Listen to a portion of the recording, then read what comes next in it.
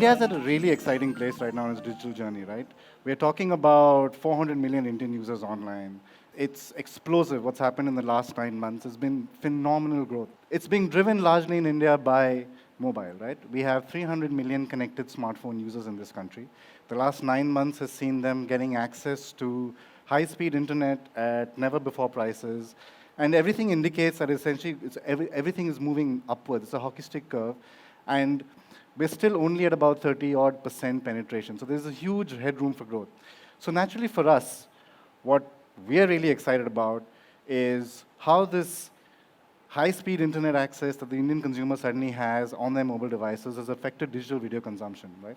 So today, we're really happy to announce that as per App Annie, 180 million Indians consume YouTube every month, and this number is only growing, and that's just on their mobile devices. So that's phenomenal, right? And globally, we look at about 1 billion watch hours of content. In the US, it tends to be about 60% on mobile, but in India, it tends to be about 80% on mobile, right? And in India, the growth of for over the last 9 months with the 4G explosion that's happened, data prices coming down, handset devices, the entire ecosystem sort of gearing towards getting Indians connected, has led to a 400% year-on-year increase in numbers. Now, 180 million people, Indians, consuming YouTube every month is a fantastically high number. I mean, I spent a decade in television, and that's essentially higher than most television channels reach in a month. But the problem is that just reach is not enough anymore. So it's great to have this 180 million number reach, but reach in our industry is table stakes. It's necessary, but it's not sufficient. It's not the only thing that you need to have, right? What's really, really, really important is attention. In fact, attention has always been inherent to advertising. The Latin meaning of the word advertising is to turn one's attention to, right? And today, it's getting harder than ever to capture the audience's attention. I think we're all familiar with the black and white side of the picture, right? Typically, this was a scene in the 80s. And in marketing jargon, that was captive audience, right? You had their attention. In those days, maybe reach was not as great as you'd like it, but attention was in abundance. Today, attention is impossible. Consumers can consume their content where they want, when they want, whatever device they want. Your schedules be damned, they don't care, right? And we potentially, I mean, we've seen numbers of studies, right? We have the attention of a goldfish. I mean, attention is a huge, huge, huge premium. So what does this mean? We used to have, in the 80s, in the good old days, we had about 2 channels. And today, now, India's got about 625 odd channels. An explosion in content, right? And that's obviously leading to fragmentation in audiences and leading to fragmentation in attention, because there's so many, a plethora of options available. When you come onto platforms such as YouTube's, that leads to another explosion in terms, because content creators can essentially create content that they want and that they believe audiences exist for, that don't necessarily need to be mainstream. So you could have content around unboxing of smartphones. You could have content on how-to videos, right? And consumers are consuming that. Today, there are about 40 YouTube channels that have 1 million+ subscribers, right? So this entire explosion is happening, and it's essentially being driven on mobile. And what's happening now is that not just new age content creators, but even traditional creators are having to reinvent the way they engage with their audiences. So say shows like CID or Comedy Nights with Kapil have leveraged YouTube to provide their audiences flexibility in when they want them to consume them, to provide them snacky bites if that's what they want, to reach out to new audiences, right? We did an eye tracking study with Majestic to basically track audiences' movements during commercial breaks, right? The first ad in a break, so the way a typical ad capsule works is that there's a piece of content that happens on television, then there's an ad capsule, and there'll be a bunch of ads, and then you can come back to content again. The first ad that's actively viewed is about 50% when you're following eye tracking technology. And as you come down to the last ad in the break, that number drops off to 13%, right? So it's never been harder for a marketer today to actively engage and capture their audience. But we see an opportunity where there is this problem, because On digital video, what happens is you know when you're engaging, you know when you have your customer's audience attention, you know when you have their attention, right?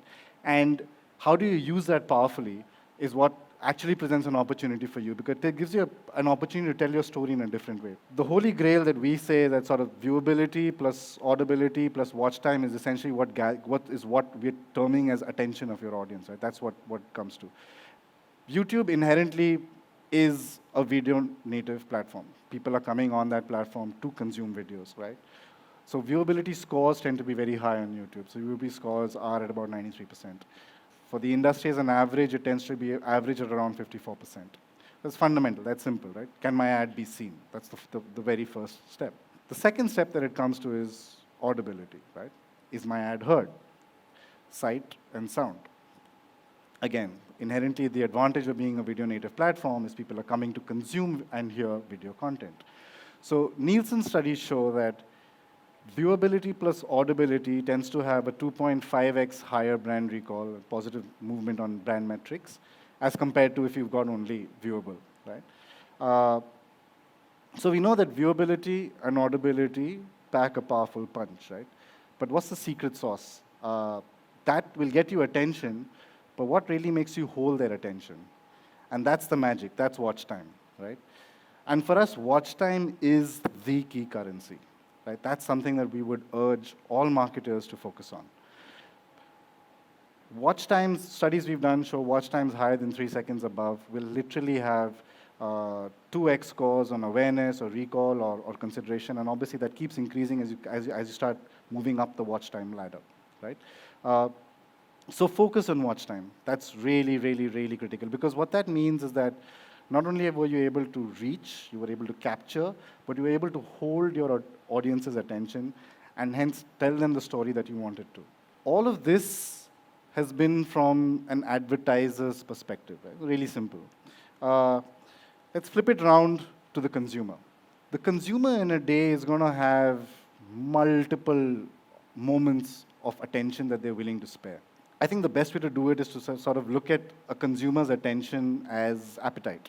You know, there are times when you just want to nibble, just a little bite. Sometimes you want a snack. Sometimes you want a full meal, right? So we look at attention like that, those three metrics: a bite, a snack, and a meal. And what we keep trying to do is we keep trying to invent or come up with new formats that essentially blend seamlessly into the viewer's attention moments. So for instance, if all you want is a bite, then the format that exists is something called a bumper ad. A bumper ad is essentially just a 6-second ad. It's like, let's assume it's the middle of a work day, we're in office, we want to catch a particular video, we don't really have time to sit and consume a lot of content. You don't really want to see a long piece of communication then, right? Let's assume you're all in office watching videos because it's work related and no one's goofing off. But at that point in time, you're not going to be really committed to giving a lot of your attention to an advertiser, right? So bumper ads essentially come in, but just because they're small doesn't mean they're not impactful. Bumper ads, in studies that we've done, so we run BLS, brand lift studies for all campaigns that we run, have delivered a plus 40% ad recall for 9 out of 10 campaigns run. And obviously it means you need to tell your story precisely, concisely, and exactly, you can't be overlayering with information. I'll show you an example of a brand that I think got this absolutely spot on. So Eno ran bumper ads during Diwali, and we all know the premise of Eno, right? Essentially, immediate relief from acidity. So this is something that they created as a bumper ad campaign.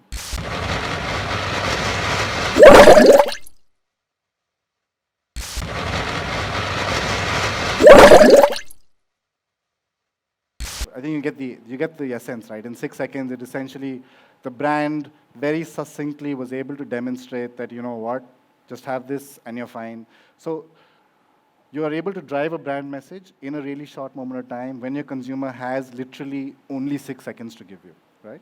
I'll skip the snack bit. The snacks is essentially, I think, something we're all familiar with, right? 20 seconders, 25 seconders, 30 seconders that essentially we run on television. We adapt that for digital. But let's come to the full meal. When audiences are available, I have the time, and you're appealing to them in the right context, they're willing to invest their time in you, right? And then it's critical that brands know how to target properly. So this video is an example of, I'm sure most of you have seen it. It's for the Samsung service center. It's not even for a product. It's essentially for the brand. It was a 4-minute, very emotional, touching story. It was watched 100 million times in India. So that's YouTube India's highest ever viewed ad, right? So audiences didn't want to skip it. And typically the format we have is that we allow audiences the opportunity to opt in, opt out, right? There's a skip button in case they don't want to watch the ad. They didn't want to skip this. So as long as you got the context right, as long as you got the story right, and as long as you're advertising to them at the right moment in time, they will vote for you. They will watch, and 100 million views of this proves it. So I'm not going to play the entire ad. I think most of us would have already seen this in the audience. But it is possible to engage with them for a beautiful piece of creative that tells its story over time and at massive scale. So here is reach, here is attention, here is viewability, audibility, everything at massive, massive scale. When we marry all these signals together, when we get the right context, we get the right targeting, we get creative that works, that captures and holds their attention, essentially you can do magic. All measurement tends to boil down to basically 3 buckets, right? You're either measuring audiences, which means what's my reach and frequency efficiency, am I getting the right demographics, the right affinities, and so on and so forth. Or you're measuring positive attitudinal shift in brand metrics, right? Lift in recall, favorability. Or you're finally measuring conversions, sales, actual sales happening. Broadly, it tends to be in these 3 buckets. When we marry the beauty of technology and the right context, the right audience setting, and we get them onto platforms that they actually are engaged and viewing on, and we get it right, sometimes the results are fabulous. I'm going to play a video that actually shows that. Soup has been nourishing humanity for millennia. That's why Campbell's believes no matter what life throws at you, we've got a soup for that. The trouble is, we only ever think to cook it when it gets cold. And with 2016 marking Australia's warmest winter on record, sales of Campbell's soup had hit an all-time low. We needed to make a 20,000-year-old dish relevant in 2016. So we created Soup Tube, a pre-roll campaign with over 1,700 individual ads. Each one specifically tailored to the video you were searching for on YouTube. Excited for the new season of Orange is the New Black? You'll be served this. If you're listening to Single Ladies, you'll see this. Trying to make sense of world politics? Can't let go of Let It Go? Looking for fail videos? Searching for carpool karaoke? Catching up on UFC highlights? Need cooking advice? New Star Wars trailer? We even created daily pre-rolls related to the world's trending topics, like Brexit, the Icelandic soccer team, and Pokemon Go. It allows us to be really relevant, really topical, and really quick. And I think it's a really interesting campaign just because of how targeted it is. And it really sets a benchmark for how brands and their agencies should consider communications moving forward. This resulted in an average view rate of 92%, a total of 2.5 million impressions, a 24.7% lift in ad recall, and a 6.9% lift in brand awareness. And best of all, a 55.6% increase in sales of Campbell's Simply Soups. We didn't give Australians a reason to buy Campbell's Soup, we gave them thousands, helping Campbell's Soup become relevant almost 20,000 years later. I'm gonna go get some soup. So here's what we're asking you to do, right? We're saying that just relook at the way we're looking at our marketing plans. Reach is table stakes. Reach can be delivered by everyone, but can we focus on attentive reach? When we're building campaigns, can we focus on metrics that capture attention, right? So watch time, for instance. Watch time being the currency that tells you how many people captured it. So I've kept it short and sweet. I hope I had your attention in the last 15 minutes, and YouTube's got your audience's attention. Thank you.